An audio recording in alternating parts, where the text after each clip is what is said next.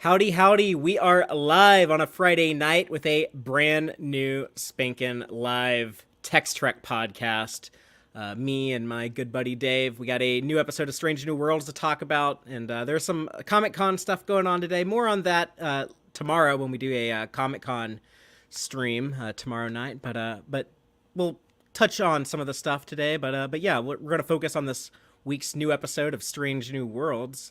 It's a bit of a spooky one, so I think Dave is our horror aficionado. Sure, absolutely. Starship Texas might be up his alley, but yeah, I think it'll be fun to talk about. So. Father, it took me back to one of our earlier Tex-Trek segments when we did a bunch of like spooky episodes and talked about them. I think that was Tex-Trek number 6. God. Back in 2017. Yeah, I couldn't get it posted before Halloween. It went up on like November 2nd or some shit like that. We're figuring it out. Yeah, Maiden Voyage. It was like Enterprise Season 1. Like, we were like Jonathan Archer. Didn't know what the hell we were doing. Fire the grapplers. Well, get it we posted. know what we're doing now, so let's get this show started, Dave. I'm Fathery. This is Dave. And this is Tex-Trek.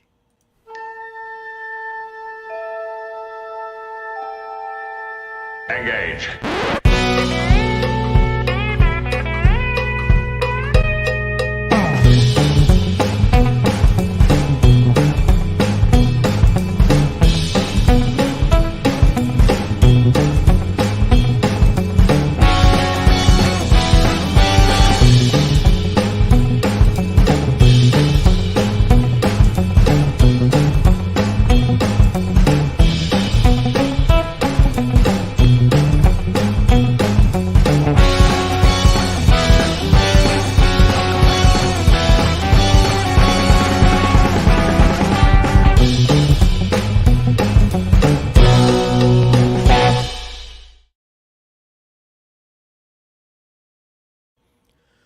Welcome back aboard the Starship Texas for the 250th installment of the Tex-Trek podcast, the home of Star Trek fandom from deep in the heart of Texas, where we take a deep look at Star Trek old and new. And tonight we are talking about Star Trek Strange New Worlds, Season 2, Episode 6, Lost in Translation. Written by Onitra Johnson and David Reed, and directed by Dan Liu. And before we get into this episode, I do have to start off the show by thanking our generous Patreon supporters. They're the ones who make this show possible. So a huge thank you and shout out to Starfleet Sohel, Cake is Eternal, Crazy Dutchie, Joanne Robertson, John Dog, Geek Filter, Earl Grey Trekkie, Quarks Bar, Ben Ginium, Stephanie Durantes, Matthew Averett, Braxton, and our anonymous supporters. Thank all of you so much. If folks don't know, you can join our Patreon as little as $2 per month, and that'll get you some fun perks. The most popular one being our monthly watch parties. We do one every month with our patrons. It's fun to get together virtually and watch Star Trek and talk about it as we're watching. And we're about to do one on August 12th. It's going to be a fun one. It's going to be very animated. So we're going to be watching the Star Trek Lower Decks Season 3 episode 6, Hear All, Trust Nothing, probably more popularly known as the DS9 crossover episode. That's the one where the Cerritos goes to DS9 and get to visit the station. And then we're going to follow that up with the TOS crossover episode of Prodigy. We're going to watch Star Trek Prodigy's All the World's a Stage. I almost couldn't think of the name. There's so many Shakespeare quotes in Star Trek, but yeah. They're always ripping him off. The good folks, I guess at Paramount, they just made that episode legal to watch in the United States again as of today. It's available to purchase. So that's some of the news that came out of San Diego today that we'll talk about. But by the way, Father, that the last watch along we did was a ton of fun. It's just cool to interact with everybody, and we had a wide-ranging conversation that included stuff in the episode that had us talking about Charles Dickens' A Christmas Carol. I don't remember what else, but so much stuff, tangential stuff to the episode that it was a very fun all-around one.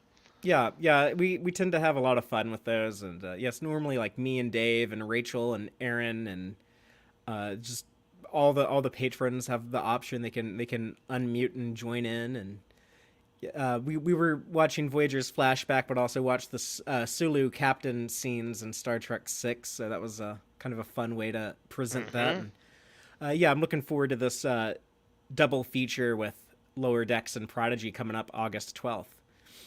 So, but there is some other news today from San Diego. Before I talk about that convention, just want to remind people we're like less than 2 weeks away from Vegas. STLV is almost upon us, so I'll be there. I know some of our audience members will be there, so I'm looking forward to catching up with y'all in person and hanging out in person. I love doing it virtually, but it's fun to get a bunch of Trekkies in the same place from all over the world and hang out in person. But yeah, that's coming soon. And this weekend is going to be a little crazy for us. For those of y'all watching live on Friday, just letting y'all know, we have a full-on San Diego Comic-Con stream planned for tomorrow evening. If you're listening to the podcast later, it's already happened. It would have gone up Saturday. But yeah, there's going to be that's something that you'll want to go back and check out if you're listening to this later, because I'm expecting trailers. I think we're going to get a Lower Decks season 4 trailer. I'd be surprised and disappointed if we don't get it. Maybe another Discovery season 5 trailer. You know, they gave us already one trailer for Disco season 5 a year ago, so I think they're likely to drop another one for us. So we'll do breakdowns of any news, any trailers like that. There is a panel today. They kind of combined, by what it looks like to me, I wasn't there in San Diego, but it looks like they kind of combined their Star Trek animation panel that they had planned with their Star Trek comics panel that IDW is going to do. But they announced some neat stuff. You know, they wanted to celebrate the 50th anniversary of the animated series, a huge milestone. Not many shows are still talked about, 50 years later. Sure. They're putting out a comic by Casper Kelly that's part of like a celebration. It's going to be released for free digitally on StarTrek.com. Just little like 6-page chunks around Star Trek Day. It's interesting to me. It looks more like the Gold Key comics from the 60s than the animated series. So it's kind of a weird way to celebrate the animated series. But if you're into like the weird, quirky Gold Key stuff, I think it'll be right up your alley. And they also did these animated shorts that they're like TAS style. I don't know if you saw anything about this, Dave, but if people come to our tomorrow's stream, I actually have like images and stuff. I'll show this stuff and we'll talk about it. But they have. I did not really get a chance to see this. No. Yeah. Yeah, TAS style Quark, TAS style Saru, TAS style Neelix and Riker. Oh, that's cool. Yeah, they're doing 5 of these shorts, and I think they're going to be like these like silly, like non-canonical things. They're just kind of this be like goofy fun, but in the Spider-Verse movies when they reference like the 60s Spider-Man cartoon, and it's very kind of retro and like kind of tongue-in-cheek. Yeah, it'll probably be something. I think they saw like how popular that. Remember when they did like that TNG animated thing in the like style of it? One? Yeah. Mm-hmm. I think when those got so popular, I think the people in the Star Trek offices were like, we should do an official version. Yeah, we could just like do that for free for 50th anniversary coming up. So I don't know if that's actually what happened, but I think that might be what happened. But cool. I mean, everyone liked those. We all got a kick out of that. It was funny and silly and yeah. I don't know what fan created them, but they did a fantastic job, and so. Yeah, and we did get more reassurances from John Van Sitters. He said, don't worry, they're still working on finishing season 2 of Prodigy. They're still wrapping up post-production on it and looking for a home for it. They have made the rest of season 1 available, episodes 11 through 20. Yeah, you can purchase them on the digital sites like Amazon or iTunes, or I guess it's not iTunes anymore. What, Apple TV, I guess, Apple TV, Google Play or Google TV, wherever you like buy things, like where you can like pay like $3 for an episode or like $20 for a whole season, like that option. You can get Prodigy that way. And you want to see that second half of the season too. It gets so good. There's so much good stuff in it. The strongest stuff for sure. And I'm amped to see whatever they do in season 2 whenever we see that, wherever we see that. I think it's probably going to be Netflix or Amazon. Unfortunate for me because I don't use either of those streaming services currently, but however, wherever it ends up, we will cover it. We are looking forward to it. I'm glad that there's still, we're only halfway done with the prodigy that's been made. We've, as much as we like it, we've still only seen half of it. Think about like when you're watching a movie or something, and you're at like the halfway point. It's like, yeah, we still have It, like that much more prodigy to it go. feels like the kids and like the journey has been, of course, a part of it, but it feels like the kids just got their shit together. Yeah, And I want to see where they take it now that they have. yeah. But I think that's everything. Am I missing anything important? Probably, but I will just. I don't have anything else to say on the strike that hasn't been said. Hashtag save Star Trek Prodigy. We've got to find it a home for season 2. I think we're good to go, Dave. I think we're ready to start talking about some strange new worlds. Yeah, yeah. So I'm going to quickly recap this week's episode by reading the official synopsis, and then I'll kind of expand on that with some spoilers to refresh it for everyone. But the official synopsis reads, Uhura seems to be the only one who can hear a strange sound. When the noise triggers terrifying hallucinations, she enlists an unlikely assistant to help her track down the source. And yes, that unlikely assistant turns out to be Lieutenant Jim Kirk, just hopping onto the Enterprise from the Farragut because they were on a joint mission. He wanted to visit his brother. And while on the Enterprise, he does help out Uhura, who finds out, oh, we're actually trying to refine deuterium, but it's torturing these extra-dimensional aliens, and it's kind of like a whole like devil in the dark Horta thing. And it's like, oh, we're sorry, didn't mean to hurt you. And they fix the situation, and I guess everyone lives happily ever after. But it was like a lot of like scary, spooky, psychological horror stuff along the way.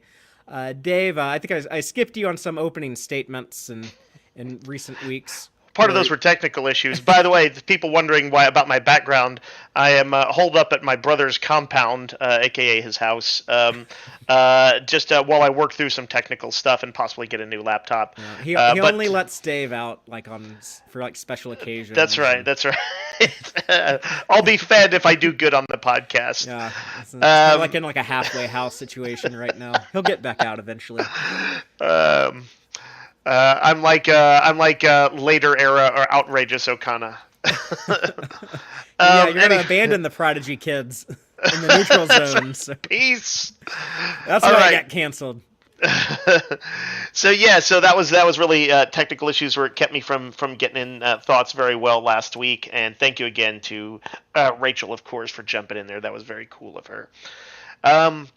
Right. So this week, Lost in Translation. I was thinking about this, and as I found it like, I wish it would maybe the compellingness, the suspense had been turned up just a bit more. But in a lot of ways, I also think it was a fairly ideal Alien of the Week episode for me, where you've got neat ideas, some good surprises. I thought many really strong character moments. I liked seeing that there was a non-sentient or kind of semi-sentient species as the focus. I think it's not the first time they've done that in Trek, but usually you have some measure of intelligent species, and this was like almost like more hive mind or something, and I thought that was cool. And that its communications ended up using horror imagery. I thought that was they had a very good reason for it. They were in a horrific situation, so it all lenses that way, and I think that's cool because I'm a horror nerd.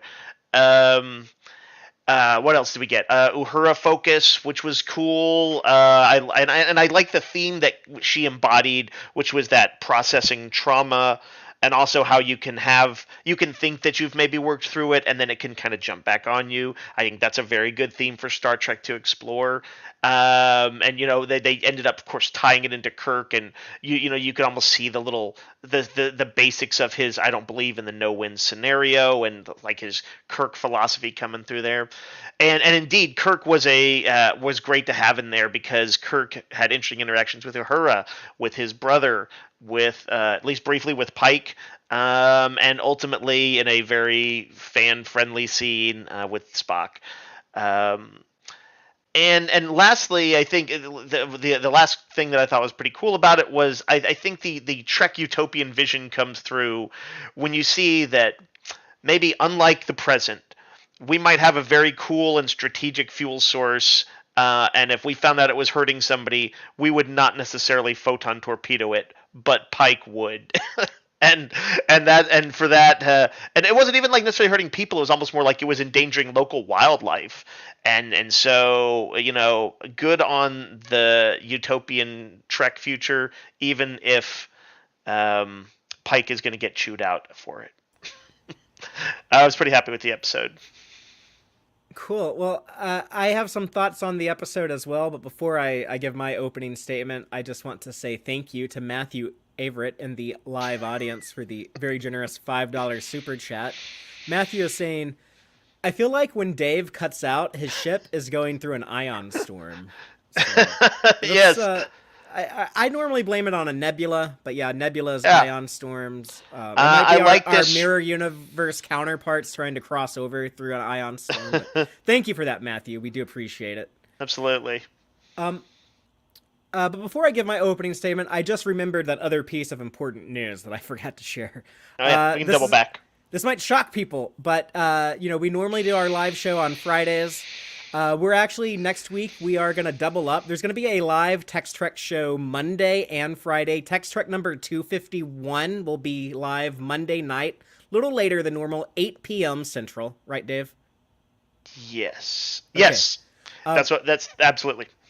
And I can't tell you what we're talking about, but something that's going to happen this weekend. We're going to talk about it Monday night. People listening to the podcast, y'all already know what it is, and the podcast will probably drop Wednesday. And then we'll have Tex-Trek number 252. We'll be back Friday, typical standard episode breakdown, then podcast drop in early Monday. So just want to make sure everyone knows to come back Monday for Tex-Trek number 251. And keep in mind, we're doing a Comic-Con news trailer breakdown video streaming tomorrow, Saturday at 7 p.m.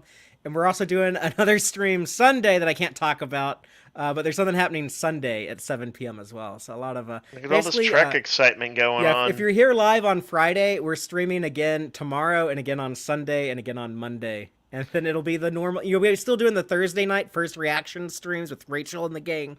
We'll still do one of those Thursday, and then our normal show Friday, Tex-Trek number 252. So it's all hands on deck. Yeah, so it's a big weekend for us. But I have plenty of caffeine, so I think I'm good. Sohel is asking for the times. It's going to be 7 p.m. All of them are at 7 p.m. except for Monday is going to be 8. So sorry, I know it's too late for Cake is Eternal. It's a school night, but yes, but my work, the unexpected timing of it all meant that I got to work around my own work, and I cannot make it before 8. So we just we had to work with what we got. But it's going to be a lot of exciting stuff. So I'm excited for what's coming up soon. So I also am excited. You can't hear it necessarily in my voice. I'm giving a Vulcan-like delivery, but I'm also excited. But if you're here on Friday night, then tomorrow, Saturday, during the Comic-Con live stream tomorrow, I'll be able to explain everything then. So y'all can just stay calm for 24 hours. You'll know everything. So, and I think y'all will be excited too. I think so. But as far as my kind of broad impressions on Lost in Translation, there's a lot in here I really liked. It was kind of an episode that, at first I was like, oh, that's just kind of, just kind of a average, kind of unremarkable start. And unremarkable as in, there's nothing, especially worthy of remark or especially worthy of, being talked about or mentioned, in, the literal sense of unremarkable. Which I don't want that to sound too judgmental, but I've always end up watching these a whole bunch of times, and I actually really like this episode more on repeat viewings. I think after you understand there's reasons for all the specific, kind of spooky horror imagery, it plays a little different. But I'm not a huge fan of the psychological horror genre, but I kind of like when Star Trek, leans into these genres that I'm not a huge fan of, because it's oh, you took this neat thing I normally don't get excited about, and you put it in something that I'm excited about. So that was fun for me. I was thrilled to see Hemmer back, probably my favorite part of the episode. I do wish that I'm okay with them killing him. I know sometimes characters we like have to die, and it sucks, but I storytellers should be allowed to do that. I do kind of wish they had waited more than 9 episodes before doing it. I wish I had more time with them. Yeah, but shorter seasons mean, Yeah, but I also I got Pelia stuff that I enjoyed in season 2. I certainly want more Pelia, so it kind of works out on that front. But I also really loved the Kirk brothers stuff. It was fun seeing them together, seeing them clash, seeing how they work together. And I really liked the moral of the story, which was just kind of simply when someone is asking for help, listen. And, you might not even at first realize that they're asking for help, but just be open and receptive and take action when you recognize it. Yeah, I noticed that Kirk, and we'll talk about more when we get to it, did one of the things that, like I didn't kind of really become aware of until, last 10, 15 years as a thing, is that, sometimes you need to shut up with the suggestions and let somebody vent or whatever, and just say what they need to say first. And I noticed that Kirk, although he is a man of action and he gives some suggestions, but his conversations were more organic in this one, and he seemed like he was doing a better job listening than we might have expected. So Right. that was something I really liked seeing. Right, yeah. There was one scene in particular, and it's like he knew when to listen, and then he knew when to speak up. That kind of stood out. We talked about it, like when we were watching the episode. I was like, yeah, I love this dude. Sorry, Paul Wesley. Sorry, I didn't approve of your first episode. I take back everything I said about it. Paul, I was always with you. As you know, I had your back, ride or die. To be fair, he did say he was playing Kirk a little. No, differently. I think your thoughts were fair. Your thoughts were fair. But let's get into our episode breakdown. Just starting with the arrival in the nebula where they're mining deuterium. Like, do people know like the difference between like deuterium, dilithium, like these different? I don't. Like, I saw some confusion about, but like, is one gas and the other is super gas. So the starships are powered by matter and antimatter. When you combine them, they just like explode into energy. The matter used in that is deuterium. Dilithium is how you regulate that mixture. Okay. And the dilithium wears out after a while, and you got to get more. So like you're constantly having to like refuel on dilithium as well as deuterium. So if anyone's worried about it, I know a lot of people like don't care. I don't know what the antimatter is, Jill. I guess it's like an anti-deuterium or something equivalent of that. But it's kind of funny at the beginning of the episode. Pike is like giving a speech, and then Uhura's dozing off in the middle of it. So, Dave, you made the comment when we were watching this. You're like, Pike needs an audience. It's true. I can relate. That's why I do this. You know what I love about Pike though is he's this is something I think Anson Mount brought to it. He's got kind of. He's always a little kind of slyly self-effacing. He can kind of laugh at himself for it. Ortegas kind of. She sort of busted his chops about his promotion to fleet admiral of a gas station, basically. Yeah. And then number one does it a few minutes later. Pike doesn't get his feelings hurt about it. He's pretty close with these people, and I think they do take him seriously too. But yeah, Uhura's very stressed in this one. She's got a lot working.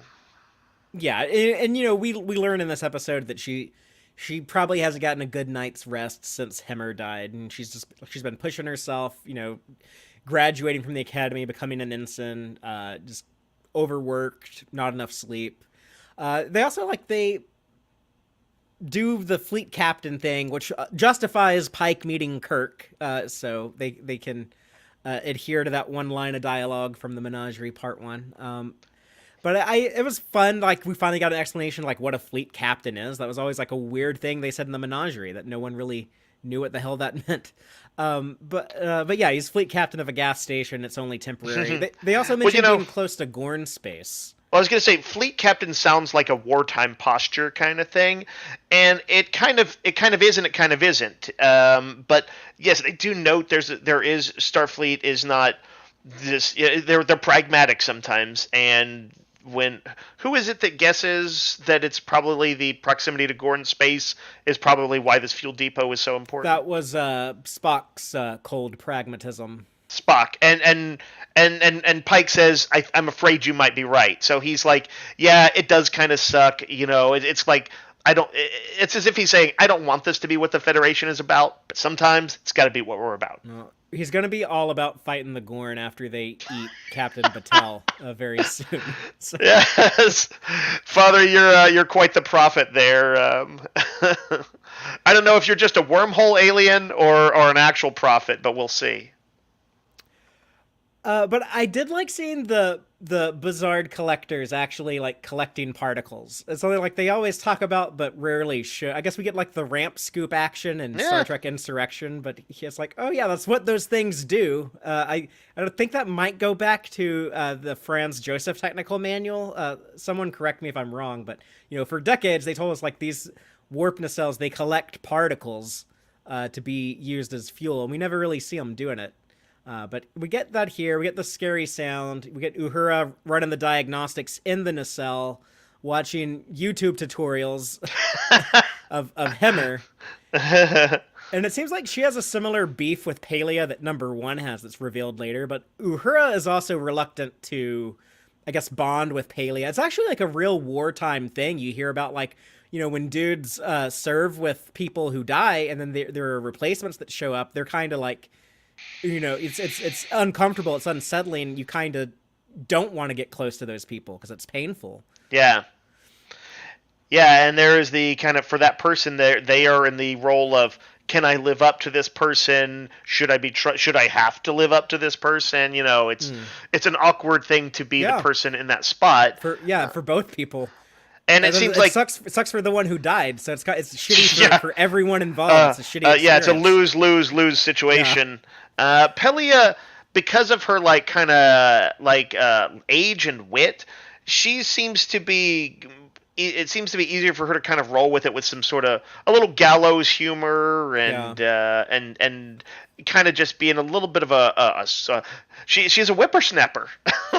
About it. Yeah, she just views, we're all just like, we're all children, we're all like it's kind of like, it makes me think like someone who's like really loves dogs or cats, but like they're like, oh, I love these things so much, I like them, as much as I like anyone, but yeah, they're all gonna have like these short lives and they're just gonna come and go, and it's sad, but I'm gonna be this long lasting thing, and they're just all kind of temporary. But it would if that was your approach, it would sort of smooth out things so that like what are kind of emotional peaks for shorter lived races, you would have this kind of philosophical approach of like, hey, it's all gonna work out over time, we'll get through this, and so you don't need to make as big a thing out of it. And yet she's also kind of insatiably curious, so that's I think she probably on some level enjoys some sparks and friction. I think that keeps her job interesting for her. And Carol Kane was on the Ready Room this week with Will. I need to watch that. Yeah, and it was interesting hearing her interviewed there because it sounded like her approach to joining Star Trek was very similar, like Pelia's approach to joining the Enterprise. It was basically like, like I'm old, I've done like a lot of stuff, I don't really know much about this, but it looked like new and exciting and different and fun, and temporarily it'll be like this fun little fresh new experience for me. I did see that like in a few weeks ago, or like before the premiere. I saw some interview that was I don't even know where it was, but I remember her expressing similar sentiments in it. It was I hadn't thought about Fathery though, that it is very close to Pelia's own thing. It is weird to me that it's weird to me that Carol Kane speaks in a very like normal, neutral. I think she might be from Nebraska or like somewhere in like the Midwest, but she has like this very like flat, standard American accent. But like every character she plays, she has like a weird accent. Like Taxi, she is from some weird foreign country that I think never gets named. Wasn't that kind of like the joke? No. Oh, well, maybe it was. Yeah. Oh. No. I'm sorry. I think let us just say maybe it was the joke. But I can't remember now suddenly. Latka, Simca, I can remember their names. Okay. But they didn't do... I don't quite remember him saying, in my home country of blank. I don't think that came up. Yeah, it's just always like in the old country or the mother Yeah. country or something like that.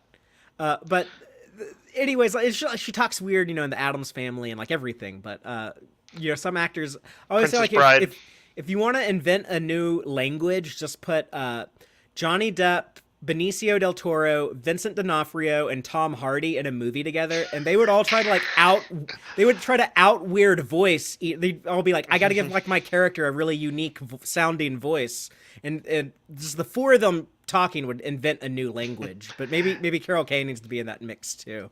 I remember hearing that Jeff Goldblum had an acting coach that specifically recommended he kind of find an affectation of talking to make him memorable in roles. And man, did he run with it? Yeah, made his whole career, I guess, being like the guy. It's true. He owes that acting coach. Well, we get like these kind of touching, heartfelt moments seeing Uhura and Hemmer and these happy memories, him like teasing her, like, don't be so gullible, and stuff like that. I'm not gonna let you blow up the show. Oh no, don't do that. I'm just kidding. But Father B, before we get to where that goes, what was your just first reaction to seeing, just Hemmer on the screen? I was happy. I was like, oh, is this new footage? Oh, yes, it is. Okay, I'm glad that Bruce Horak is back. I guess this is what they were talking about when they were saying he would be back in some capacity in season 2. They're kind of making it sound like he's going to play a different character, but I'm glad they didn't give away the reveal of like, yeah, he's coming back, but it'll be in a flashback. I'm glad I didn't know that. I was kind of surprised how giddy I was. Kind of forgotten how much I loved that character. It was nice to see Hemmer get to be Hemmer again. Egotistical, but also but after the behind that facade, he was a warm-hearted guy who wanted to teach and who did connect with Uhura. Yeah, even though he was just an okay student. But Carol Kane, I mean, not Carol, Pelia did say it, but look how great he became after that. But I think her real, best student was probably some Scottish kid from Aberdeen that we haven't met in the show yet, but eventually. But can I talk about what happens next? Let's do it. We get like the nice Himmer scenes. I just wanted to. Jesus! You have the screenshot up, of course, of Zombie Himmer, yeah, which I was not prepared for. It almost felt like bad taste to me the first time I was watching this. I was like, well, yeah, I had like this touching moment, and then you're gonna like, right when you got me like thinking about how much I miss this guy, you're gonna show me like his like decayed death face. Like that felt like trashy and disrespectful. I'm okay with it after I saw the entire episode and saw there's actually a point. It wasn't just like gratuitous shock value. It actually meant something in the story, and I like the resolution of it. But at the time, it almost made me like, oh my god, that's too morbid. I'm not okay with any of this. You weren't ready for Gwar version of Hemmer. Yeah, I've actually never been to a Gwar show. They come to Austin a lot. I guess I feel like it'd be weird to go to one now without what was his name? The front man who died. But yeah, oh man, his name is so. God, I can't say it. If Joel was here, he would know. It's such a freaky name, yeah. But say something about this, and I'll look it up. All right. Well, I see you've got Uhura just cringing in terror. All right, so I am a horror person, and I think I enjoyed it right out of the gates because horror is meant to sometimes shock. And sometimes be gratuitous, and I didn't know where the episode was going with it. Of course, they ended up having a pretty good reason. The Gwar frontman who died, by the way, is Oderus Urungus. Urungus, yes. As you were looking it up, it popped into my head. They also, by the way, just did the Tiny Desk concert for NPR, which is a hilarious meeting of worlds. But anyway, So yeah, I was on board to see where they went with it. It did seem like if the actual actor had died, that would not have been cool. His character died though, and that means that he's got some fodder for stories to tell. Oh yeah, and like if they did something like this with like Kelvin versus Chekhov or like Nog. Or oh man, that would be like. You can't do Yeah, that. I, You I can't don't do know if I would that. finish. Like, I always thought, like, what would be something like so terrible it would make me like not want to watch Star Trek. I was like, I would probably stop watching if they did that. Yeah, something truly tasteless like that would be awful. Like But yeah, that I think episode, I'd probably like never finish it. but I'm fairly somewhat hyper aware, and this was almost like goes back to how I watched horror as a kid because I've told you before, my brother had those like behind the scenes magazines like Fangoria and special effects magazines. I always knew, I always had a certain awareness of this isn't real, even though yeah, obviously none of it's real, but. I am always kind of like I want to be like, oh, but what does it mean? Where is it going? That's cool.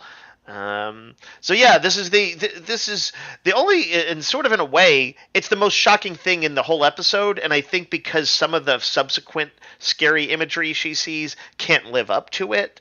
That's, I think, one of the reasons for a minor complaint, Mm. which is that yeah, I kind of wish it was a little bit more compelling, but it became more interesting to see the characterization stuff about Uhura's past and how Kirk related to her and stuff than it was to see the horror stuff. And the horror actually didn't get too intense. I can see that. I kind of don't mind them kind of blowing their load early with like the big like scariest image right out of the gates because that I mean like it did have like a big impact on like me like at the beginning, like not necessarily like the most positive one, but it did kind of like I was unsettled from Yeah. from the get-go. So it kind of work, as far as like you kind of want like the teaser to end with like, oh my god, I'm on the edge of my seat. I need to know what happens next, Yeah. going into the opening credit sequence. And I think it probably fulfilled that for most audience members. Right. You were just a little bit more WTF about it Yeah. than like how very interesting.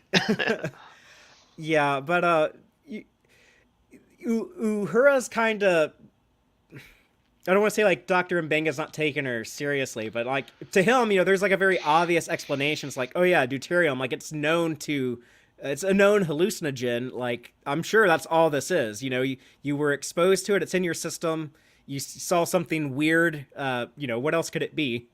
But she's having like the dreams of, and it's all like about death. It was like the death of her mentor, the death of her family. Which has triggered this lifelong trauma, and it's something I think everyone kind of has to grapple with. Is like just like the concept of death. It's scary. It's Right. terrible. She's focusing in on like kind of the trauma of imagining and not being able to get out of her head the last moments of her family, which it, like seems particularly awful. It's like, oh, were they in terror? Were they in pain? Like they don't quite get into it in that level of detail, but that is what she's grappling with, and that's almost inevitable, for I don't want to say except for people lucky enough to die in their sleep, but that's there's a reason why we kind of want that for people, which is because you're like, oh my god, thank god it was from one peaceful state to the more peaceful state of death. I can work with that. It's easier for us to wrap our head around a sort of traumatic incident or pain or fear, much more jarring. We also got the return of Uhura's Starfleet do-rag, so that was cool. The scary Oh, does it sound. have a like a symbol on it? It didn't this time, but it did in season one. Oh, and she doesn't have to bunk up with other, I guess, either cadets or enlisted people. Now that she's an officer as an Yeah. ensign, she has her own quarters. So Have, when you watch the episode 5 times, you start noticing yeah, shit no, like that. So, I had not myself, but that's a good catch.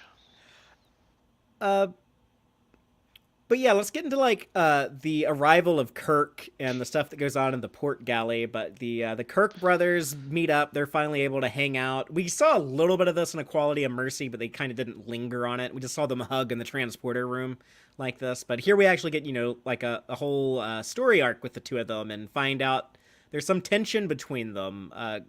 Jim is doing a better job, I guess, living up in their Chris Helmsworth dad's shadow than Sam feels like he is. His younger brother has become. His younger brother broke their dad's record of the youngest first officer, so that's kind of awkward. I thought it was interesting to see. The actor who plays Sam Kirk. I was happy to see him get to do some material this week that wasn't too goofy. Right, he still got to be a little bit of a goofball. Like, and Kirk knows about his brother's reputation. With his, oh, Sam. Oh, Sam. A bit later, but he got to actually have some a little angst in this, and some be a little vindictive and annoyed with his brother, and also stand up for his brother too, like all the stuff in the short span of time, like a lot of siblings have happened. But when he started to, Kirk kind of does the polite. So, what's new in the world of what is it, xenobiology, Xenoanthropology, the same thing that xenoanthropology? Michael Burnham was a specialist in. Get those people together in a room, please. And but Sam kind of does. He kind of, I think, accurately sees through Kirk, who's a little egotistical, a little self-involved. That he's like, what you don't care about this. Go ahead and say what you want to say, which is about your big super badass promotion. And he's like, both. It's clear he is both happy for him and also worked up about it, because he can't live up in their dad's eyes the way Kirk is living up. By the way, youngest first officer, Kirk is 26 in 2259, which Paul Wesley does. He looks older than 26, but I can believe it. Cake is Eternal asks, in TOS, did Jim Kirk mention his father? And I can't remember if he did. No, I don't think Like that he was. he's ever mentioned. It's definitely never mentioned that he's in Starfleet. That was something they invented for Star Trek '09, which is fine. Doesn't hurt anything. But yeah, I don't think they mention their dad at all in anything until in anything canon, at least until Star Trek '09. They definitely never mentioned that he's in Starfleet though. Yeah, and according to this, an old school kind of guy who's probably a little bit of a pull yourself up by your bootstraps kind of guy, who he's a guy who admires ambition, and Sam doesn't feel like he's living up to him. So that's a pretty relatable thing for a Trek character. It's interesting here that Kirk is like, you have dad's or you have dad's first name, even though you don't use it. Yeah. But Yeah, there's some nice implications in there that they can just kind of let sit, but that speak to, this is not the first time that something with their father has come up, clearly. but he also has like the thing of like, oh no, everyone calls him George except for me. I'm the only one who calls him Sam. So Right. like, maybe I don't know. Maybe he's trying to like, maybe that's the way he wants it to be, and he's trying to like will that into existence. He's mad that his brother goes around letting other people call him Sam. Like, that's supposed to be our thing. I'm supposed to be the only one who calls you that. Right. We had to say that at home so that you know To avoid you and confusion. dad would know who mom was talking to. But Hmm. yeah, anyways, while they're in the port galley, we also get the sexy chess match between Chapel and Spock, picking up on the makeout session we ended last week's episode on, kind of touch base with them. Spock wants to define the relationship, so now he's kind of the one who's kind of pushing things forward. The tables have turned there a little bit, and Chapel's been the more pumping the brakes one now, or at least that's how it comes off to me. Hmm. Yeah, I think so. It seems like she might have gotten like slightly cold feet about continuing. I mean, We know that she has Spock's. those commitment issues. In season one, they talk But about how I she don't think it doesn't do requires commit. relationships. That's true. That's true. But I don't think it requires it. Spock is like, has been engaged for a time, and that is a complicated situation to be walking into.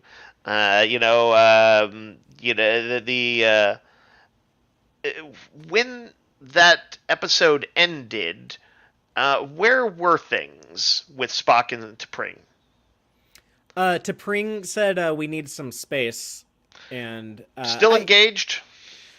that's actually become a subject of debate on the internet. Some people are like, "Oh my god, I hate Spock now. He's cheating on T'Pring." I think the intention is that they want us to think the engagement is currently like paused or nullified. Right.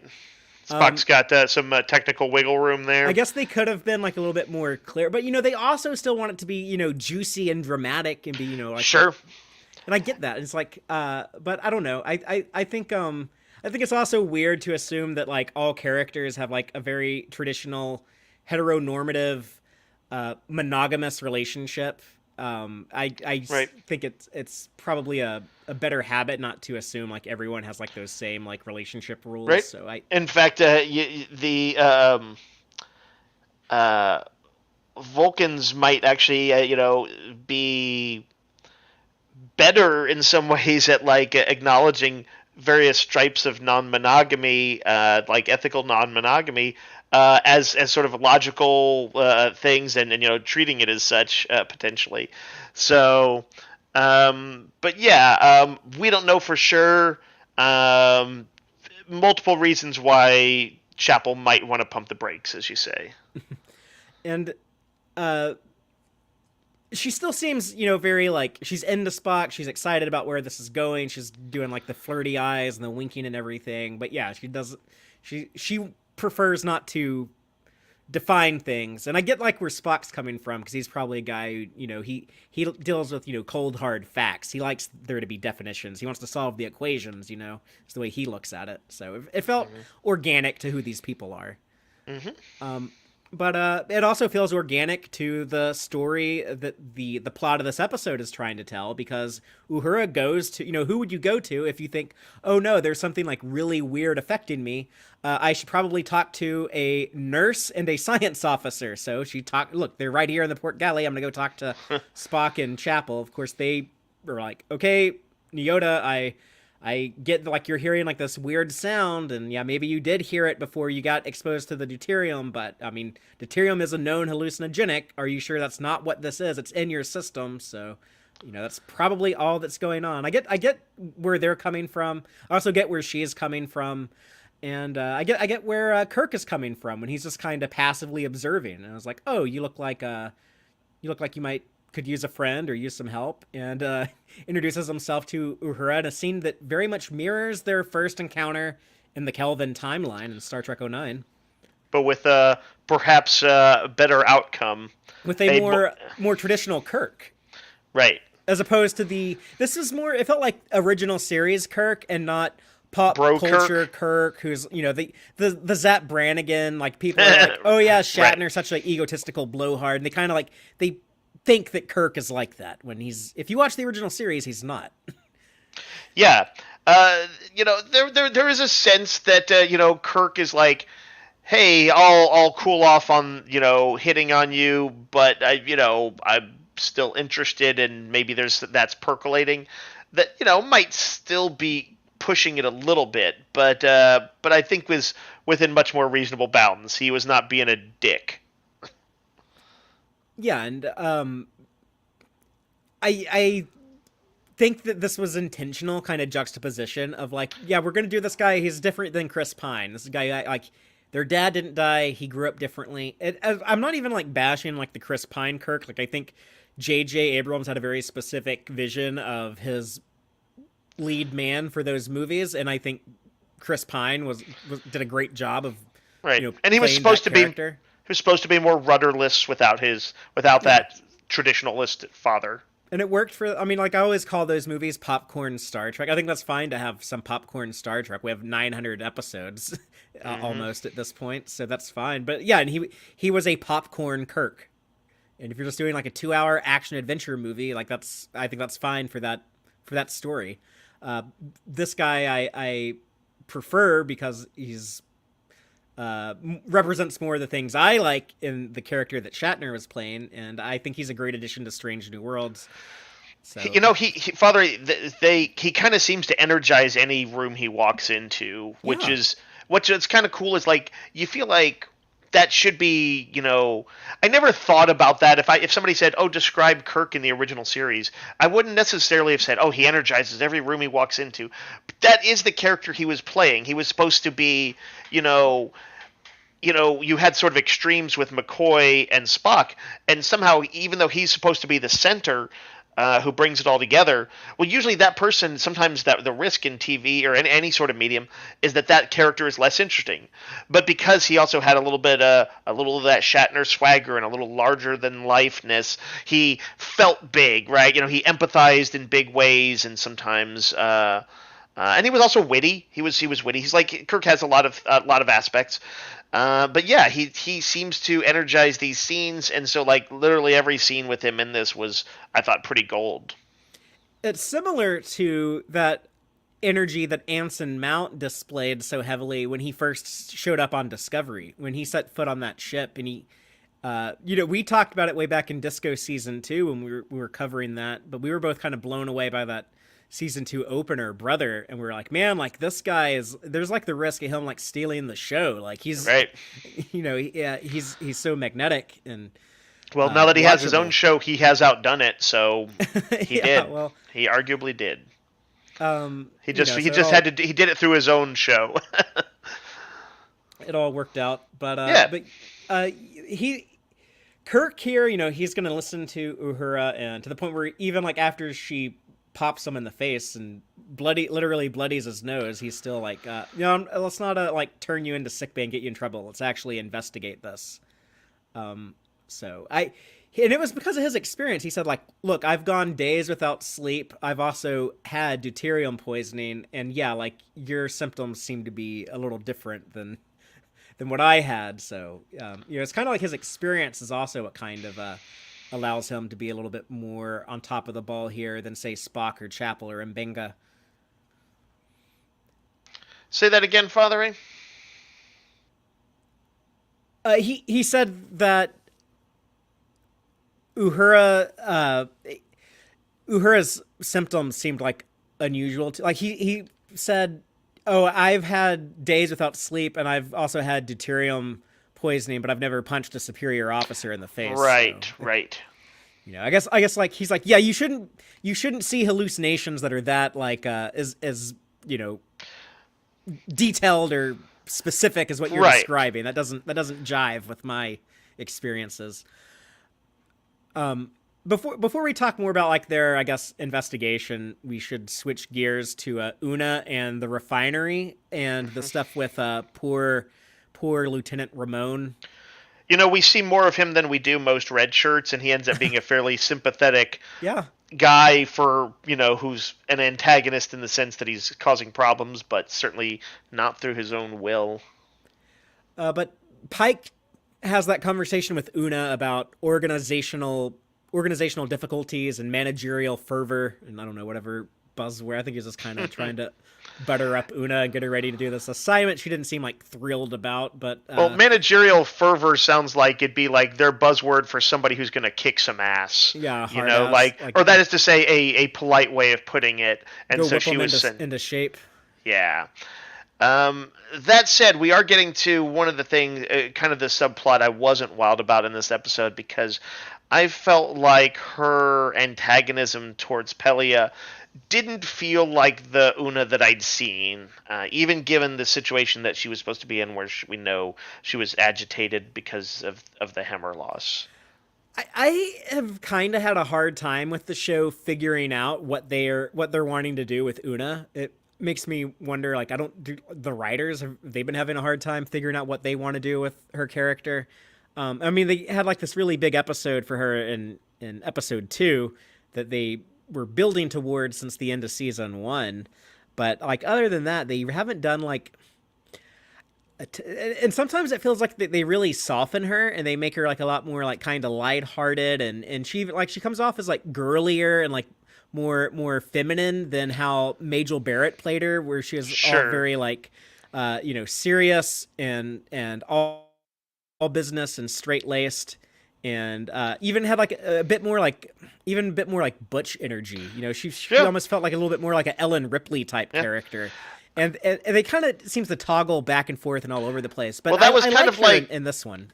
they had to make a point, early on that she and was it Leon did when they Yeah. did the bingo thing, that was them kind of cutting loose, but would not be the normal behavior. But then, yeah, sometimes she does seem a little bit more treated more lightly, and doesn't seem to buy the book and stuff. Anyway, you were saying, Father, you were pretty okay with the scene. Go on. Yeah, and part of it was just I like that they gave her like screen time and some agency, and she's doing something, and I'm learning more about like her past and about like her personality. It felt like they were kind of like fleshing her out a little. She's like the one person on this ship I feel like I don't have like a great handle on, which you'd think since she's actually an existing legacy character, she'd be like a little bit more defined.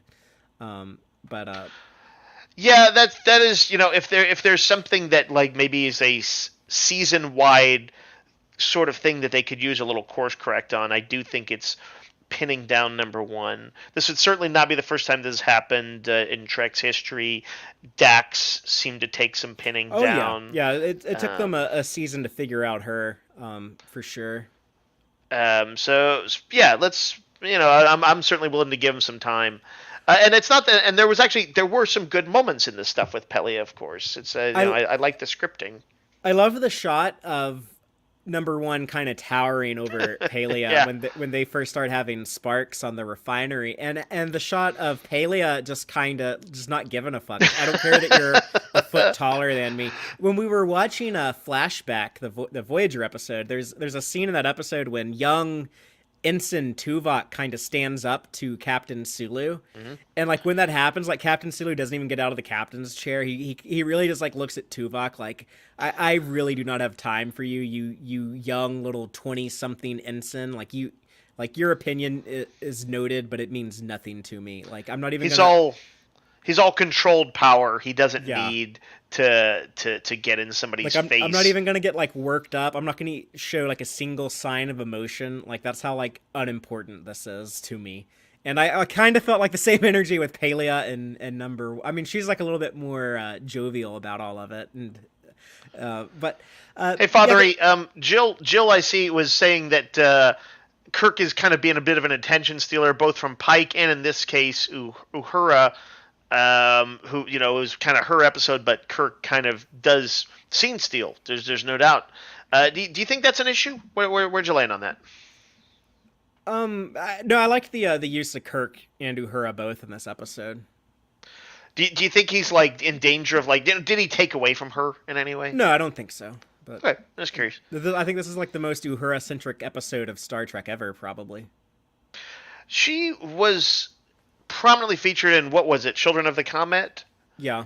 That was her. I'm still trying to figure things out. She got to sing and stuff like that. That was when like she like dressed up for the party that Ortega's was lying to her that she had to dress up Right. in dress She got a fair uniform amount of for. screen time, but yeah, this was her episode. Yeah. Anyway, carry on. What else we got? Well, Pelia is the one who was like, no, I think there's something more going on here, and she's actually right. So I guess number one had a little too much managerial fervor. But Pelia's like, yeah, like it's weird. All these systems have been breaking down. So she figures out there's sabotage going on, and the reason why the station has sucked for so long is you have this guy, Lieutenant Ramon. He's running around sabotaging all the symptoms because this poor guy is seeing, the same type of horrible shit that Uhura was seeing, like his dead friends and stuff like that. We get into like his log entries later. So they bring him over to the Enterprise. Meanwhile, Uhura is still having a hard time seeing stuff like everyone on the bridge gets sucked out through the bridge window, and But Kirk did take her medical scans. He took them over to the Farragut's doctor. They could have done a neat thing there and made that Dr. McCoy, but I guess I'm kind of glad that they said it was a woman doctor so that we don't have to wonder, like, is that McCoy? Is that Piper? It's like, no, it's someone else. It's someone we don't know, but that's okay. They had, between Kirk and Hemmer appearing on this, they had plenty of sort of guest star energy. I think they'll reference, if not flat out show Dr. McCoy at some point on this show, assuming it goes for multiple more seasons in addition to the season 3 that we know is coming. Not next year, but at some day we'll watch it, I hope. The thing with Ramon that was kind of for me, I think this is kind of when the episode gets on track for me, because This adds more of a sense of I guess dread to Uhura's circumstances, and she's gonna be like, "Oh no, that's what's gonna happen to me if we don't figure Hmm. this out soon. I'm gonna like go crazy and blow myself up like Ramon did, where he's Yeah, like running that's around the ship stabbing people. Another person, there's two people who die. Like Pike even makes a big deal out of that. He's like, "Wow, like two people are dead. This is supposed to be like a routine fix the refinery mission. This is serious and terrible." You know what I noticed, Father? In that scene when the camera passed over the body, there was almost like an old school TOS musical sting, like it was like a trumpet or a trombone or something doing a kind of like blom, not blom like in Nolan's movies, but a deep sort of brass note Yeah. that I thought was kind of cool and TOS-y. I was listening to some Star Trek music today while I was working because I listen Mhm. to Star Trek music a lot, and I was listening to the playlist I have just kind of randomized. It's playing music from TOS, TNG, the movies, all kinds of stuff. And there's certain composers that like their work always really stands out to me. Obviously, like Horner and Goldsmith, Sure. but Nami Malamed's scores are also just they stand like when they come out. If it's like a Prodigy thing, like I really notice it. And then I've noticed like in Strange New World season 2, there's even like musical continuity. In a moment, we see La'an in this episode. She's helping look for Ramon, and then later we get a conversation between her and Kirk where it's even playing their love theme from episode 3. Right. You mentioned that. I definitely did not catch that. That's cool. But yeah, and I thought I like that they're like inside of the nacelle, which I saw, man, like TrekCore, TrekCore.com, normally like a great resource. They have good information. I saw them say like this is the first time we've ever been inside of a nacelle of a Constitution class starship. I'm like, no, it is not. The animated series did that, and y'all should correct that, TrekCore. That was a mistake, but no one's perfect. But Good catch. we have like the fight between Ramon and Uhura that doesn't last very long because I guess their idea is they wanted to eject the pod, the deuterium pod, and blow up the nacelle so that they wouldn't be able to start harvesting the deuterium again. Because he gets the pod ejected, and then the nacelle blows up, and Hmm. I thought it was kind of cool how they framed Kirk coming in at like the last moment to like save Uhura, but they're unable to save Ramon, and yeah, it is sad to see him. And the first time I watched this episode, I was kind of turned off by Zombie Hemmer in the teaser. Um, I was like, man, is this going to be like cruel throughout? Like, you finally made me forget about that, and then like I see like this poor Lieutenant Ramon like freezing to death in space, Yeah. and then there's like a corpse in sick bay. But like I said, by the end of the episode, and after I figured out like, oh no, it was like a horror movie type story. Sure. It all landed for me in the end, but just my first time through was a I mean, even as a bit horror fan, uncertain. that's something that can put me off sometimes. Where I'm just like, am I just kind of voyeuristically watching, kind of what they would sometimes criticize as torture porn, just people being put through a very unpleasant situations. Is there a story to tell? Is this something that's worth going through? And so that's a fair question to ask when you're kind of dealing with that kind of creepy and disturbing imagery. But yeah, I think they did prove to have a reason for it, and it's interesting if you think about it on sort of a as a conceptual level. They said that the extraterrestrial creatures were did they describe them as non-sentient, fathery, or how did they put it? They weren't fully like sort of fully sentient, were they? I don't know the exact phrasing that they They had to kind used of in that, use but Uhura, the imagery that was already in her mind to kind of translate what they were seeing, how they felt, and their fears. But yes, like when someone is being essentially, abused, terrorized, neglected, like their life is kind of like a horror movie. This is all they experience a lot of suffering, and so these aliens were putting these suffering into her mind. They're like, please notice, please pay attention. This is the only way we know how to talk. Dave, I remember you didn't like episode 3 as much as I did. I mean, not many people did. It's literally my favorite episode of Strange New Worlds, which is my favorite of the current Star Trek shows. Hmm. Um, Which but episode? episode 3, tomorrow and tomorrow and tomorrow.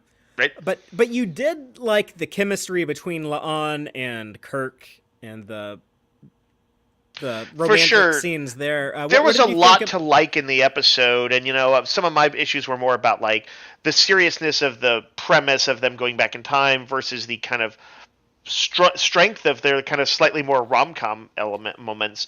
So I loved their scene together. I thought it was great. I Yeah, think. they well, it lets the audience know. It's like we didn't forget about these two. This is Uhura's episode this week, but we'll pick up on these two at some point. So Yeah, I kind of like that. I They like even the have awkward Kirk. first steps, and the Kirk opens up to her, right? Is she the one he tells the story about? He talks about growing up with his Starfleet dad and how like dad wasn't around a lot, but Right, and she's like, yeah, his, and you had to like justify in your mind why is he spending more time with other people instead of me? And she mhm. was like, I was one of those people that were helped by Starfleet, so I can tell Yeah, you yeah. it's Una worth saved it. her. Una Gr- found her after the Gorn ate yeah, her family, great which little was just their convo. appetizer before they eat Captain Batel. And we get to round it out with Kirk saying, "I didn't forget about that drink that I owe you, or she owes him, or whatever." Yeah, yeah. He talked about grabbing a drink next time they were in a Hmm. star base together. So I So, would say a perfect little update scene that actually furthered the plot and Kirk's character. and isn't it fun that we know that in this timeline, like George Kirk doesn't get blown up by Nero. He actually gets to like, Yeah, I guess like retire from Starfleet and have like a nice happy life. As he gets to see like his sons I grow mean, up and follow in his footsteps. And I know that it's not really the purview of this show, but I kind of want to see more of Kirk and stuff like that. And I'd like to see Kirk, Jim, and Sam go home, and I'd like to see them interact with their dad, and yeah, go to, or, go to or Riverside. Yeah, let's. yeah, yes, is he retired? I would assume he's. I mean, he could be active. He'd probably be like an admiral or something if he Yeah. is. But I Anyway, don't know. You can be like an old. Not everyone becomes an admiral. There should be sure. like old like guys in like their 60s walking around. They're just like lieutenant commander. Like that'd be okay too. But Yeah.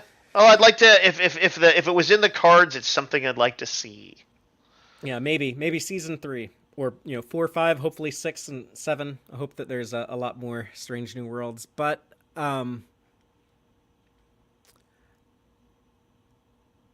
Kirk helping Uhura go through all of Ramon's logs and stuff, and eventually he's like, "I'm gonna go grab you a cookie because I don't know what else to do." And then That's another Uhura, case of Kirk. Kirk always makes sure you've eaten when you're working on stuff, whether it's an apple on what is it, the Genesis asteroid, a hot dog in time traveled Toronto, or a cookie. well, I guess here's one thing I would complain about the episode. I was thinking like, man, I gotta find something to nitpick. Okay, I found it. Here we go.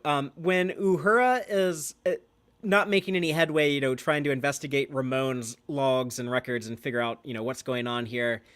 She turns back to watching her YouTube tutorials of Hemmer. I guess she just, wanted to see a familiar face. Remember to And like and subscribe to Hemmer's channel. yeah, but as she is watching that, he says something about like burn out the receiver, and then she's like, "Wait a minute, burn out the receiver," and it's kind of like that's kind of a cheap screenplay writing. It's like Independence Day when speaking of Jeff Goldblum when he's like, "Wait a minute, a virus? Oh, I just figured out a convenient way to solve the entire problem Ah, that's plagued the entire world, this entire movie." right. But just because I heard someone say the word virus, I now have a ultimate fix for it. Right. It's quite the trope. In reality, usually when we come to some, we connect some dots, it probably is just some quiet moment where we're just turning over a bunch of stuff in our head and it just something connects. That's the moment where it happens. But you do want something a little more dramatic. I agree with you, Father. That's a fair criticism. It is a kind of a cheap trope. But it gets They, us they, it gets us them going to Sam Kirk for help And Yep. One of the things that I kind of like, I can sometimes feel critical of, but I also like about episodic TV is that they try and have, like multiple themes kind of all become relevant in the space of just like a 40-minute, hour long episode. And so it's like, oh, yeah, this one you could say, oh, well, Sam is down on, not getting the respect his xenoanthropology deserves, and what a lucky coincidence he gets to prove himself and save the day with some xenoanthropology. But I also like that too. I kind of maybe it's one of those comforting things about Star Trek, the idea of like, oh yes, and this week you tune in and you get this complete story, and a character gets an arc that completes within the story, and he gets to save the day after feeling bad about it earlier. So I'm torn, and I mostly feel good about it. I like that he got to show his stuff. yeah, and this really did. It felt like a just like an old school Berman era, Star Trek episode. Just Hmm. would show up in like the middle of like TNG season 4, or Voyager season 6, or just some like random episode, which is fine. I don't think every episode needs to be like, we're going to be the next City on the Edge of Forever, or we're going to be the next Measure of a Man, which some of the Right. episodes earlier this season, that's definitely what they were swinging for. So uh, It's sad that his specialty, of course, is like, alien life forms, and that's going to be what gets him eventually. oh yeah, he's gonna be, maybe he's trying to study one of those frying eggs that Shit, he kills could, his yeah, he could have family. been, he could have been. He has a wife and kids somewhere. They haven't acknowledged that in the show, but these writers are aware of that. Like, they clearly pay attention to the original series. They paid they noticed the fleet captain thing. They probably noticed the wife and kids thing. So I think we might see Sam's family at some point. You know what? I'm just thinking of the kind of things you could do if you wanted, which is either through some. No, I don't want him to see like have like a time travel vision like Pike did or anything, but like it would be interesting to see Paul Wesley. Is that Kirk's actor? That's Jim Kirk, yeah. Yeah, to see him say, on the episode, we never got to see him really grieve Sam. It would be interesting if they kind of did some sort of flash, if it was somehow relevant to show the scene, when maybe Mm. when Sam leaves the show, or he like transfers to another ship or goes to that colony, to see, some story reasoned glimpse of Kirk doing that, and we would get closure that we've never had from that episode, and some deeper emotional resonance. That Uh, sounds like more likely something to explore in like one of the books or comics or something like that. It They does, but love you've they got love the those actors. opportunities. You've got the actors there, man, and you've like shown the friction between them. I don't know. I haven't yet. Let me see if I can formulate, and we'll talk about it some other time. A way it could be done. I'm gonna think about it. I don't have a Um, good way it could be done right now. I also saw Jill 47 in the live audience suspect that Sam's skeletons, which I thought was kind of a cool like you know uh, homage to the skulls and stuff we saw Dr. McCoy have in the original series. But Jill's saying that she thinks that they're Gorn bones, and I was unable to, like, they don't look like the Gorn head that we see in Lorca's menagerie in Disco season 1. But it just occurred to me now that I think the cat thing, I think that's Vulcan, what do you call it? The Say a lot? No, not the Salot's the teddy bear. Yeah. The cat things. Well, Aaron you will know let what? me know if he's still in the live audio. But the thing with like the antenna looking things, I think that's a Xindi reptilian from Star Trek Enterprise. Just now dawned on me. But I think Oh, it's like they're like interesting. the Xindi skull, and then they're kind of like their spine. The only thing I could think of, and I couldn't quite picture what it looked like, was the thing that Krug strangled on the Genesis planet that tried to constrict him. That worm-like thing. It was like a little bug that had been super grown, or amoeba or something. But yeah, I would like to see the Zindi thing so I can take a gander at it. But this is kind of a scene that I also kind of make fun of. Just watching the episode so many times, it just feels like a little awkward when I get to this, like the montage of the flashbacks of all of the different hallucinogenic things Uhura's experienced. And the episode is just kind of spoon feeding the audience, like, oh, I saw like the walls closing in on me because these aliens feel trapped, and I was fighting myself because we're the bad guys, and it was just kind of awkward dialogue. I didn't like, I was not going to retroactively go through the scenes of stuff she had seen and like puzzle out all of that stuff. I wouldn't have, got that unless I watched it multiple times and talked about it on message boards with people. I would have been like, wait, why did she fight herself? I think that's a very reasonable bit of spoon feeding for a standalone episode. Lamatra's the cat thing that killed the teddy bear. But anyways, but yeah, then we get like, oh, we gotta like run to the bridge. We gotta stop the refinery. It's already up and running. Oh, that sucks. It's like chewing up these people. It's like destroying them, I guess. At least torturing. At the worst, it is actually like killing them. But to get to the bridge, Uhura has to face the shuttle, and like she doesn't like actually see like the mangled bodies of her family, but I guess she accepts like the wreckage, like right, she walks into like the cockpit of it, right? Yeah. And like it's like she gets into the headspace of like accepting their loss and whatever, she processing it at least in the moment. Yeah, and then after she makes it to the bridge and is staring at the terrifying Endurian zombie that she sees, she's like, but not she's no longer terrified at this point. She's kind of accepts it. It's in there. I actually really like that kind of visual storytelling. It's shocking to us still. We're like, oh Jesus, it's zombie Hemmer, but she is just talking because she has sussed out how the communication thing that they've done, and it's not scary to her anymore. Yeah, and she shows like, oh yeah, she wins the episode by being the communications specialist, which is cool. Like they used that skill set very well. Yep. And it's the perfect character if you're telling a story where like the moral of the story is, when people ask for help, listen, be receptive to those cries for help because they're out there. Why not do that with the communications officer? I thought that was great use of her, and great use of Kirk as the, as like Kirk, who should be kind of like the symbol of heroism and kind of like a depiction of our like the Roddenberry future version of humanity, like that future man. He's supposed to be kind of a Mary Sue, but always like on top of the shit, but also morally on the right side of things, showing him as like, yeah, I'm going to be like the advocate. I'm going to be the listener to the cries for help. They do take it a bit more dramatic than it necessarily had to be for climactic purposes to actually blow up the refinery. But there's a line of dialogue. I missed it the first time, but they sneak it in there as like they can't disable it. There's too much damage. There's too much. One of the things that Ramon fucked up on there, I guess he also broke the kill switch right. The only way to stop it now is to blow it up. Yeah, they did make clear with a few bits of technobabble that you can't turn it off.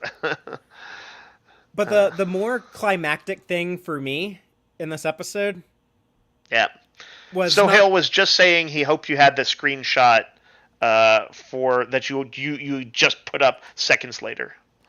Yeah, for me the more climactic thing in this episode wasn't the beautiful station explosion, which did look fantastic, but when the zombie smiles, that's when the episode landed in my heart. And no longer is zombified either. He is in his friendly Hemmer. He's back in his uniform. No injuries, no signs otherwise. Father, I know that they probably won't, but do you think there's any possibility that they will still yet follow up on this? It's clear he made some recordings for Uhura.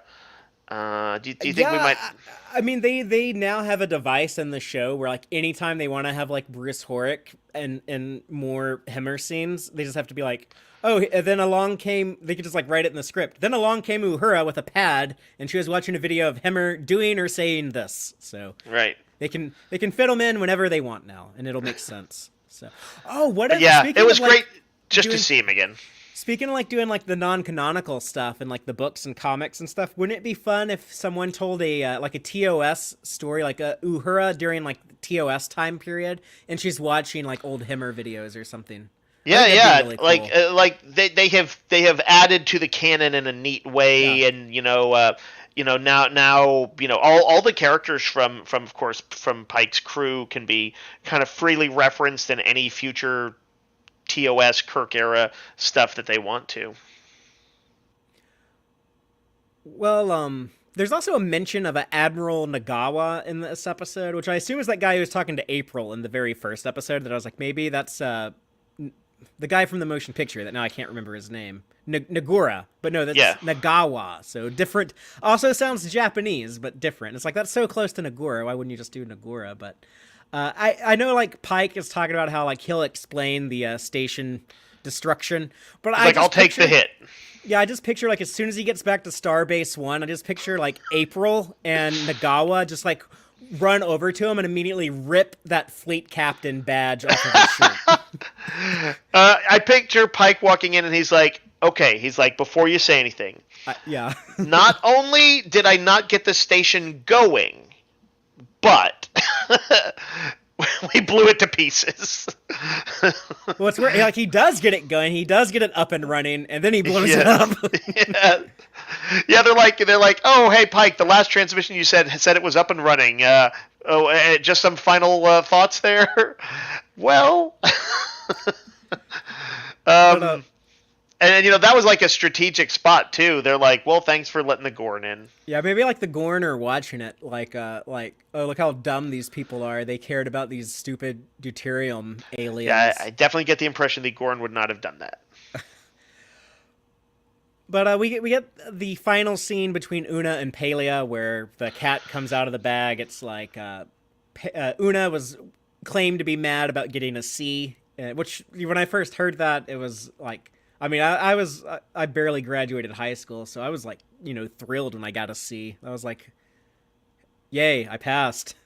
But Una was not happy about getting a C. And Pelia was like, I remember that, and you deserved it. That paper that you wrote sucked, but you're actually mad because Hemmer is dead, and that's okay. I'm not going to hold it against you. If you want to pretend that you're mad because of the C, that's fine. Which is awkward to like Una. Like what kind of situation is that? Is like, damn, like this person like just like gave me a pass to be mad at them. I don't know if I want to be mad at them. Yeah, it's when somebody like gives you a psychological examination that's so accurate, and you're still pissed at them, and you're like, "Am I pissed or thankful?" Shit. Yeah, she's a wise old bird. I mean, that's like literally her whole character trait. Yep. So, and we have a jazz night in the port galley. So Captain Riker would love it. Captain Shaw would hate it. and it's a live band. It's not just jazz music playing. They got a band. Yeah, I assume that's off-duty officers on the Enterprise. I don't think there's like traveling Like a jazz musicians. touring jazz band. It's just funny because that's something that they tried to put. The UPN network asked Rick Berman if he would consider putting it in Star Trek Enterprise because it's like when they would do all the like like the shitty soundtrack music they would put in like Buffy and stuff, and then like they really leaned into it hard with like Smallville. They called it the crap track back in the day, but everyone would talk about like, oh man, they chose some terrible songs to put in this week's episode. But they wanted Rick Berman to have like live music on the mess hall in the Enterprise and Star Trek Enterprise, so that they build could up have, soundtracks. yeah, so they could have like like up and coming like boy bands and stuff could like show off their music on UPN. But I tried to figure out if this was like a known song, and if it was, I don't know them well enough to say. I don't know jazz well enough. But it seemed pretty chill. I was into it. I have to admit, I'm probably biased, but I come down slightly more on Jim Kirk's side than Sam Kirk's side. I think Sam Kirk's being a little too, I don't know, Judgy. He's being too judgy. He's being like a little whiny. It's like, you shouldn't be mad at your brother because he's like being like really successful and got a promotion, and I didn't like when he's like pausing, like waiting for an apology. Like I don't even know now after watching this episode 5 times. Like what exactly did he want like an apology for? Like, you know what? Here's what I think he wanted to. I think he wanted Kirk to say, "Hey, I guess I shouldn't have been talking about how xenolinguistics, or I should have maybe paid more attention to that before. Xenoanthropology. Xenoanthropology, thank you. And even when he does say I might write a paper on it, Kirk is like, I'm sure that's going to be real interesting. He's being sarcastic. It's honestly like that's a bit of a d-bag thing to do. I don't think it was like I think it's within reason for Kirk, and I think he can be a little self-absorbed and not be interested in every single little sciency thing. So that worked perfectly fine for me, but thinking about that, he just Sam like helped him discover a new alien life form and helped him figure out how to deal with it. And Kirk was kind of like, I'm sure that paper's going to be great. Like there's a reason for Sam to be annoyed. Well, he takes one of their cookies when he leaves. They actually have two cookies. They have a chocolate chip, or it looks like a chocolate chip, and then they have like a chocolate or something darker. I guess it's chocolate. But chocolate or something. He grabbed the chocolate one, but earlier when Kirk said he got the last one, it was the chocolate chip. So I guess they made like another batch. But yeah, their antagonism towards each other kind of walks that line between being they're just kind of like they're having a little fun with it, it's not too serious, and then suddenly like kind of flares up in certain moments. But when walking off with a cookie is still a little bit of a I'm not taking this too seriously, but I am annoyed at you, Jim. Enough that I'm going to steal your cookie. Enough that I'm going to steal your cookie, which might even have been Uhura's cookie. He didn't know. But then I love the meeting we get with Spock, and that Kirk is just talking about like, sorry, man. sometimes Sam is, and then it's continuity from last week's episode. Spock doesn't like it when Sam Kirk makes a mess, and he gets frustrated with Sam Kirk, and this is what they bond over. This is the first meeting of it's canonical now. The first thing that Jim Kirk and Spock bond over is being frustrated with Sam, because Sam left his glass on their table when he grabbed, it is kind of jerky. He grabbed a cookie, he left an empty glass. Spock shows up to clean after him. He says, yeah, sometimes your brother is frustrating. And then they shake hands and meet, and we get the iconic shot of the two of them together with Uhura. 3 of the big 7 united on Both screen. times I watched this, I was surprised to find myself kind of teary-eyed at the moment. I didn't sort of expect it because they don't make a big thing out of it. It is a little bit of a hey, it's obviously it's meaningful, but it's not like it's a big scene in context for the episode. But both times because I brought all that meaning. I brought decades of Trek love to it, and I was like, "Oh my god, yes, this is it." Yeah, but it was the right mix, I think. It was I iconic agree. for us, for those in the know, but like it didn't break the logic of the story. These characters have no idea, like, oh man, like this guy is going to be my best friend and we're going to change the course of history together and have these, incredible adventures. They don't know what they're in for, but we do. Jill mentions that Vulcans don't shake hands, and I did notice that. I don't I suppose mind if Spock kind of lets his guard down, or does the human custom thing when a human offers him a handshake, but that is not Especially their usual this thing. Spock. Like this is a Spock. Oh, that's a good point. Who's open? He's more open to his humanity. He has a few days ago he was human. Yeah. I know I've mentioned before there was a Trek novel back in the 80s that had the scene where Spock transfers over from Pike's command to Kirk, and it describes the final meeting between Pike and Spock, and Pike is kind of felt like Spock needed a little push to kind of go and be a little bit more ambitious and stuff. And there's a line in there about when they leave, they shake hands for the first and last time. Which I always kind of liked. Wow. Interesting. Yeah. That is kind of cool. But I like this episode. I think it was incredibly solid. Again, it's not going to make anyone's top 10 list. It doesn't really stand out, especially as with Strange New Worlds is a pretty well show. Most of these episodes, more often than not, are pretty well received by the general masses, it seems. So I loved it. There's not much I would change, but yeah, I don't think it's something I appreciate a lot. But even for me, as someone who just admitted to loving this episode, I don't think it's going to be a particular high ranking episode for me. Yeah, I think that it actually could have had a little bit more oomph if Uhura's story had kind of been like played up as a bigger, like in a sort of an emotional thing, and it was like they had leaned more heavily into it.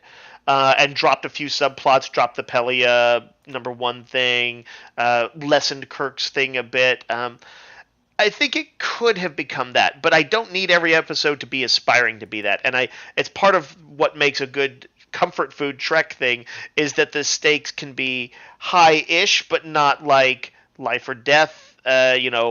Most intense angst that Uhura's felt all year, or it doesn't have to be that high. And so, I actually really like an episode like this that isn't quite, that does that's maybe a little less ambitious. I suppose that's one way to look at it. Well, let's go into the Gorn egg section of the show. Those are the Easter eggs, in jokes, and continuity connections I thought would be fun to mention. But we start the episode off with the arrival in Bannon's Nebula. Bannon's Nebula is named after Brian Bannon. That was Ortega's actor Melissa Navia's late husband. He just passed away, I think, in 2021. It was after they started work on season 1, but before it had premiered. So he never got to see like the show premiere, but he did get to see like his wife get a job on Star Trek: Strange New Worlds and start working, and a huge get for her and her career. Mm-hmm. She talked about how he was always like her number one fan, her number one advocate, and I think she also said he was a big Star Trek fan as well. And yeah, he's an Irish dude. His whole family is in Ireland, and she's talking about. I think she went over there like sometime after he died and spent time with his family and just talked about how much they miss him, and it sucks he doesn't get to see her have like this great career, but he was around to see her get the job, and that meant a lot to him. So I'm glad that he had that as Mm-hmm. a very appropriate for an episode that is largely about grieving loved ones. The fleet captain thing we talked about, but that is a line of dialogue from the Menagerie Part 1 when Commodore Mendez asks Kirk, have you ever met Pike? And Kirk says, yes, we met when he was promoted to fleet captain. I took over the Enterprise from him. I know the guy. But so here, to meet Kirk, they do promote him to fleet captain, but it also works for the story. It's like, okay, we understand the Enterprise is in charge of repairs on this refinery, and they give the Farragut is basically, I guess, like on loan to Pike to also, assist. So he is in command of a small fleet.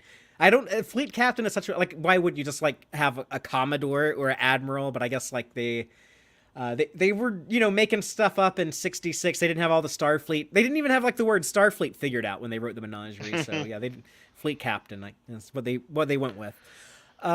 They mentioned Chief Kyle also when they're in this nebula. So we know that actor hasn't been on the show in season 2. He got a job on a different TV show, so good for him. But he's still on the Enterprise. They mention him. There's multiple transporter rooms on Constitution class. Even though the original series they always said the transporter room, there's still like I think according to the blueprints there's always like more than one. The whiskey being served in the port galley, which Jim likes it neat and Sam likes it on the rocks. But that's the same brand of scotch that we see Scotty drinking in By Any Other Name of That's the cool. original series. It's Yeah, like I the like same that. label and everything. The dead crew member that Pike finds when Ramon, as last night, our friend Stan was calling it Ramoning down the halls when he's like, running around loose, like stabbing people. But that's they find that poor person dead outside of astrometrics, which I didn't think astrometrics was a thing in the 23rd century, but apparently it is. So that's canon now. I have to amend that in my personal mental data banks. But yeah, astrometrics, that's where they did that cool special effect in Star Trek Generations when they're trying to show the course of the Nexus. I kind of want to see the 23rd century version of astrometrics now. I'm curious what it would look like. Excuse me. It's a little weird custom, I guess. I guess it makes sense to when Lieutenant Ramon dies that Pike is like, well, here, let's look at all of his diary, basically. But yeah, we can like listen to his logs and look at his medical records and that personal information. But I get it, it's like an investigation, figure out what happened to him. But that is a precedent in Star Trek. The same thing happened in the TNG episode Aquil when The girl Aquel at Relay Station 47 went crazy, killed people. They're like, well, let's dig up her logs and everything, look into what was going on with her. So that is a thing in Starfleet. But that's all I got for They Gorn eggs. they did, Pike did at least, mention that, normally that wouldn't be a thing that would happen because the person was deceased. They can do it. Yeah. Um, and they might have like cleared it with his next of kin or something. I don't know. That's true. But yeah, it makes sense given the circumstances. Dave, I don't know about you, but after talking about this episode for an hour and a half, I would love to hear what people listening to us think about it. So I encourage people to chime in. You can comment on YouTube. You can reply to my tweets on Twitter. You can talk to us in the Tex-Trek Discord server or on the Tex-Trek Facebook page. We love receiving some subspace transmissions to get folks' opinions on these episodes. We're doing these new episode discussions.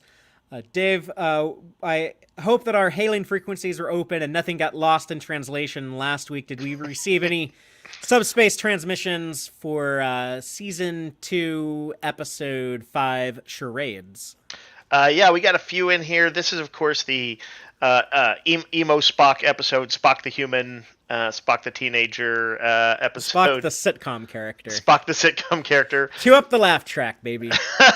Oh man, I want somebody to just go ahead and make that video. Just drop in some laugh track stuff. We need a laugh track on here. Sure, it could only help. We need a Tex-Trek laugh track. It's got to be real cheesy '70s sounding one. Yeah, like on the Scooby Doo, the Scooby Doo laugh or track. Brady Bunch, yes, Brady Bunch, infamously terrible laugh track. Yeah. But getting back to charades, let's see. Tom Casey says, "Great episode, one of my favorites." Echoed by Irium, one of my top Trek favorites. A genuine comfort episode I will revisit over and over. Love the chemistry between the cast, and Ethan Peck is especially awesome here. Saw lots of recognition of Ethan Peck's comedic timing there. Okay, from one of my favorite names here, Yeoman Rand's Worst Blind Date says... Yes. Coming late into this discussion, but my thoughts. Please feel free to retweet. Oh, right, sorry, I'm just reading the whole thing here. We need to see more serious episodes with T'Pring. The food was too twisty. Amanda is an absolute gift to the world of Trek. And finally, where's Rand? As you know, I also want more serious episodes with T'Pring, so I'm fully on board that criticism. I don't remember what the food being too twisty was. The Tevmel, I think, is what it was called. The Vulcan food that Pike made and put salt in it, but I guess he shouldn't have, even though that Savette thought it tasted good. Apparently, everybody is enjoying Amanda on there. Let's see. Opinions no one cares about says, I kept waiting to see Sam this season. And now he's here to be something for Spock to react to. Come on. Well, I got good news for you, Opinions. This episode's got some... Sam gets to do some stuff. He gets his moment. He got to be kind of a doofus. He got to be, bust Kirk's chops. So yeah, I'll be very interested to see what Opinions thinks about this current episode. And Opinions also followed that with a comment: "Ever wanted to choke out a Vulcan? Meet T'Pril." Which is going to go down as I think one of the more disliked characters on the show. And in my criticisms, I actually think is a kind of the cruel mother-in-law is a trope that needs to be, if not retired, then downplayed as a comedic source, because I'm like, that's some emotional cruelty. I didn't think it was so funny. Anyway, that is our responses, though. Seems like people generally having a good time with the episode. Some criticisms in there. Cool. And I know a lot of people are going to be really excited for the next time we talk about a new episode of Strange New Worlds, because it's going to be episode 7, Those Old Scientists. or as people are probably referring to it, the crossover episode with Lower Decks, where we know we're going to get to see a live action Boimler and Mariner. So people are like really excited for that.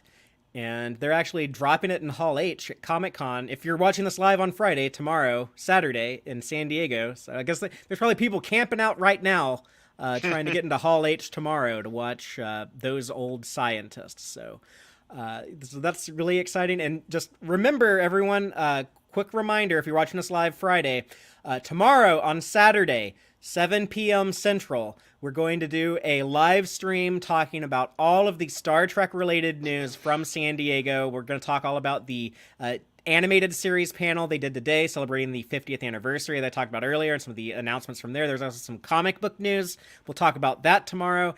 And whatever happens in the Star Trek Universe panel tomorrow, I'm thinking Lower Decks trailers and Discovery trailers, but whatever it is, we'll find out. We'll break it down. We'll talk about it. So come back tomorrow night at 7 p.m. Central. And then there's another stream on Sunday. I can't tell you what it is yet, but tomorrow at 7 p.m. I can tell you what it is Sunday. And then me and Dave will be back Monday at 8 p.m. Central for another like live Tex-Trek podcast show. That'll be Tex-Trek number 251 will be Monday. Then we'll be back on our regular scheduled programming with the new episode first reaction streams Thursday nights, and then me and Dave doing the deep dive discussion podcast episodes on Fridays. So much stuff. So much stuff, but it's a lot to be excited about. And we kind of got some bad news in Trek recently with Prodigy and whatnot, and with the strike delay and things. So let's be thankful we got some good news and some exciting things and some big surprises happening this weekend. Hell yeah. We'll go ahead and sign off for now. Until next time, as always, live long and prosper, y'all. Listen to the Tex-Trek podcast through Apple Podcasts, Google Podcasts, Spotify, or at tex-trek.com. Like us on Facebook at facebook.com/tex-trek. And follow Fathery on Twitter at TXTrek. Please support us by liking our videos and subscribing to our channel on YouTube. Thank you and take care.